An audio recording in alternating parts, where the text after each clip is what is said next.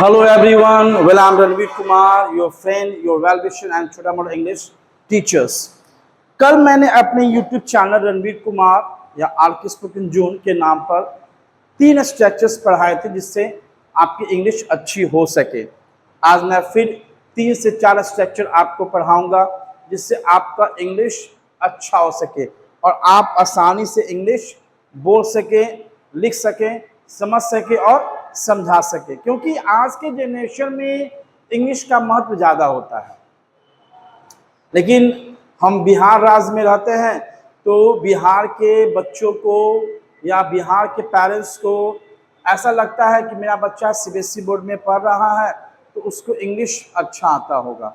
आप अपने बच्चे से पता कर लीजिए, वो एग्ज़ाम में अच्छा नंबर ले आता है लेकिन बच्चे का ग्रामर, बच्चे का इंग्लिश लैंग्वेज कैसा है, you must figure out, you must find out and you can have a better result. आपको पता चल रहा है कि आपका रिजल्ट कैसा है। तो नॉर्मली देखा गया है कि बच्चों का, खासकर जो सीबीएसई बोर्ड में बच्चे पढ़ते हैं, जो हाई प्रोफाइल स्कूल्स नहीं है या हाई प्रोफाइल स्कूल्स के बच्चे में उनका खास इंग्लिश अच्छा नहीं होता है। चलिए, तो बात की बात है, चलिए शुरुआत करते हैं। आज 3-4 स्ट्रक्चर्स पढ़ेंगे जिससे आपका इंग्लिश अच्छा हो सके और आप अंग्रेजी बेहतर बोल सकें। चलिए, सबसे पहले हिंदी में पहचान है। हिंदी में क्या आएगा? कुछ भी कहो, कुछ भी कहो। उसके लिए हम क्या यूज करेंगे? व्हाटएवर यू से, व्हाटएवर यू से। उसके बाद जैसा सेंटेंस का जरूरत पड़ेगा वैसे सेंटेंस को हम लोग यूज करेंगे। तो अगर हिंदी में क्या रहेगा, पहचान क्या है? कुछ भी कहो। तो उसके लिए हम क्या यूज करेंगे? व्हाटएवर यू से, व्हाटएवर यू से। पहचान क्या रहेगा? कुछ भी कहो, है ना। अब हम कुछ एग्जाम्पल से देखेंगे तो आपको ज्यादा समझ में आएगा। अब देखिए, कुछ भी कहो, यू, वह नहीं आएगा, है ना। कुछ भी कहो, वह नहीं आएगा। तो कुछ भी कहो के लिए हम लोग क्या यूज करेंगे? व्हाटएवर यू से, व्हाटएवर यू से। He will not come. तो ये फ्यूचर सिंपल टेंस था, तो सेंटेंस फ्यूचर सिंपल टेंस का है तो हमने फ्यूचर सिंपल टेंस यूज कर दिया। एक्शन वाला सेंटेंस ये है। नेक्स्ट कहता है कुछ भी तुम कहो। तो यहाँ पर तुम साइलेंट है क्योंकि सामने वाले को तो बोल रहे हैं, तो हमको वहां पर तुम बोलने की जरूरत नहीं है। कुछ भी कहो, तुम होशियार हो। कुछ भी कहो, तुम होशियार हो। Whatever you say, you are intelligent. Whatever you say, you are intelligent.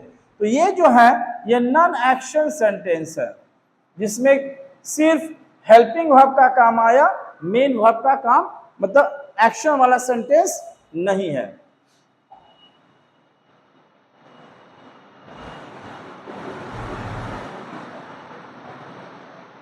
है ना। फिर क्या कहता है?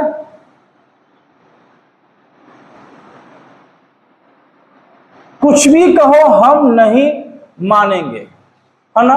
कुछ भी कहो हम नहीं मानेंगे। Whatever you say, we will not convince. We will not convince. कुछ भी कहो, क्या लगा दिए? Whatever you say, you will not convince. Next क्या है? कुछ भी कहो मैं वहां नहीं जाऊंगा। Whatever you say, I will not go there. I will not go there. कुछ भी कहो तुम बहुत अच्छे हो। Whatever you say, you are very nice. है ना। तो कुछ भी कहो, तो कुछ भी कहो में तुम साइलेंट है ना। तुम कुछ भी कहो वह एक अच्छा लड़का है। Whatever you say, he is a good boy. है ना। तो तुम कुछ भी कहो, तो हम लोग तुम बहुत कम बोलते हैं, ज्यादा क्या बोलते हैं? कुछ भी कहो, कुछ भी कहो। तो उसके लिए हम लोग क्या यूज करेंगे? Whatever you say. क्या यूज करेंगे? Whatever you say. चलिए फिर एक और स्ट्रक्चर देखते हैं।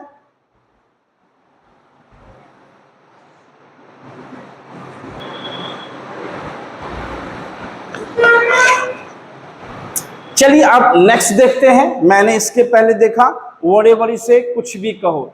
अब हमारा सबसे पहले हिंदी में पहचान क्या होगा?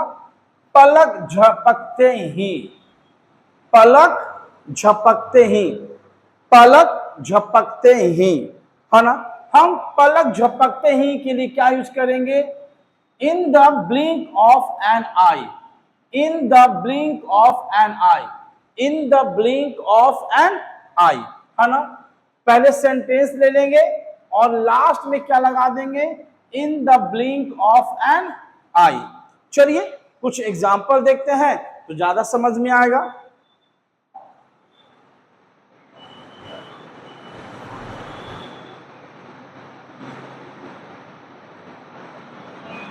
पलक झपकते ही वह यहां आ गया, है ना। He came here in the blink of an eye. तो सेंटेंस क्या था? वह यहां आ गया और लास्ट में क्या लगा दिए? In the blink of an eye. फिर क्या है? पलक झपकते ही हम इसे कर लेंगे, है ना। हम इसे कर लेंगे। We will do it. We will do it in the blink of an eye, है ना। पलक झपकते ही हम लोग इसे कर लेंगे। पलक झपकते ही तुमने उसे मारा, है ना। You hit him in the blink of an eye. You hit him in the blink of an eye,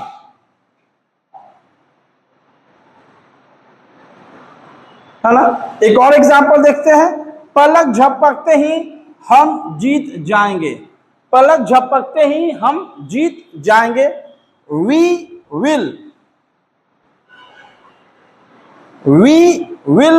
win in the blink of an eye. तो हमने दो स्ट्रक्चर अभी देखा, एक से दो और स्ट्रक्चर देखेंगे जिससे हमारा इंग्लिश अच्छा हो और आप आसानी से क्या बोल सके? इंग्लिश बोल सके। बिकॉज आज के जनरेशन में we should not carry basic grammar, we should carry advance grammar because it is modern generation and 21st century. Each and everyone has to use advanced grammar and there should be style, there should be some such a structure which can help to attract anyone, to convince anyone. So I have taught two structures. मैंने आपको अभी दो structures पढ़ा है, एक से दो और स्ट्रक्चर पढ़ाता हूं जिससे आपका अंग्रेजी बोलने में क्या हो? उतनी समस्या नहीं होगी। चलिए फिर नेक्स्ट स्ट्रक्चर देखते हैं हम लोग।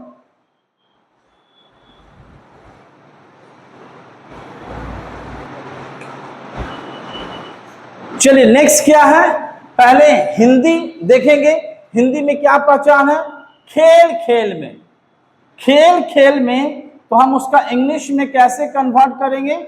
इन the game, in the game, खेल खेल में, इन the game, in the game. तो जब कभी भी किसी ट्रांसलेशन, हिंदी ट्रांसलेशन में क्या लिखा रहेगा? खेल खेल में, तो हम उसके लिए इंग्लिश में क्या लेंगे? इन द गेम। लेकिन उसके पहले जो सेंटेंस होगा वो बोलेंगे और लास्ट में क्या बोल देंगे? In the game. चलिए फिर कुछ एग्जांपल समझते हैं हम लोग।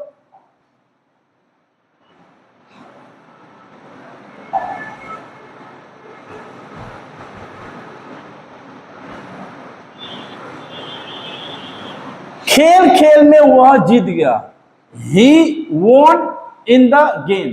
He won in the game. He won in the game, है ना। वह खेल खेल में जीत गया। खेल खेल में हम पहुंच जाएंगे। We will reach in the game. We will reach in the game. खेल खेल में तुम वह मत, खेल खेल में तुम वहां, खेल खेल में तुम वहां मत जाओगे, है ना। जाना, खेल खेल में तुम वहां मत जाओ या मत जाना, है ना। Do not go there, do not go there in the game. खेल खेल में तुम वहां मत जाना, तो क्या बोलेंगे? Do not go there in the game, do not go there in the game. तो यहां पर लिखा हुआ है वहां और यहां पर क्या हो जाएगा? जाना। थोड़ा टाइपिंग में मिस्टेक हो गया है।